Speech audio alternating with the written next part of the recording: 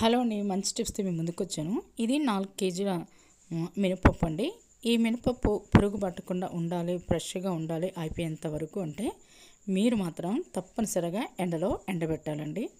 ఎండబెడితేనే పురుగు పట్టదు, ఫ్రెష్గా ఉంటుంది, చక్కగా మెత్తగా ఉండకుండా చక్కగా గలగలలాడుతుంది అనమాట. మీరు తప్పకుండా మిరియాలు యాలకులు లేకపోతే అదో ఇది వేసి పెట్టకండి, ఎండకు పెట్టండి, ఫ్రెష్గా ఉంటుంది. నచ్చితే ఇప్పుడు చూడండి, పేపర్ కానీ కవర్ కానీ వేయకపోతే ఎంత దుమ్ముగా ఉందో.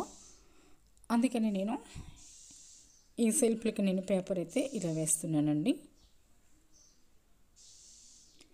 ఇలా వేసేసి నేను ప్లాస్టర్ని అంటించుకుంటున్నాను.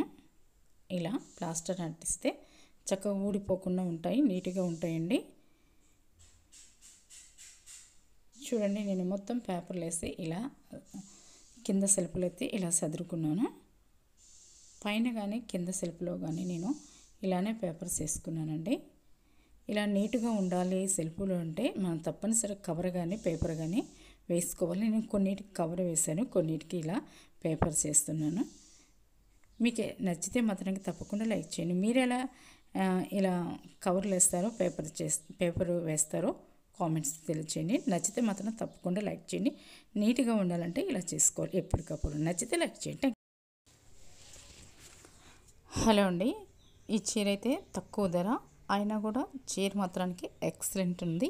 కలర్ కాంబినేషన్ కూడా చాలా బాగుంది. బార్డర్ కూడా చక్కగా పెద్దగా వచ్చింది, చాలా బాగుందండి. నాకైతే బాగా నచ్చేసింది. మీకు ఒకవేళ నచ్చితే మాత్రానికి తప్పకుండా లైక్ చేయండి.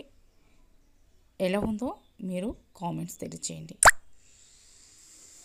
మరొక టిప్స్ అండి, మనం శారీస్ మడత పెట్టుకునేటప్పుడు జాకెట్లు వేరుగా పెట్టుకోకుండా ఇలా శారీస్ని మనం మడత పెట్టుకొని దీంట్లో ఒకవైపు పొర పైకెత్తేసి ఇలా బ్లౌజ్ పెట్టుకుంటే సరిపోతుందండి. ఆ బ్లౌజ్ చక్కగా ఇస్త్రీ చేసినట్లు ఉంటుంది. మడత చాలా బాగుంటుంది. వేసుకున్నప్పుడు కూడా ఇలా మడత పెడితే అన్నీ ఒకే చోట ఉంటాయి.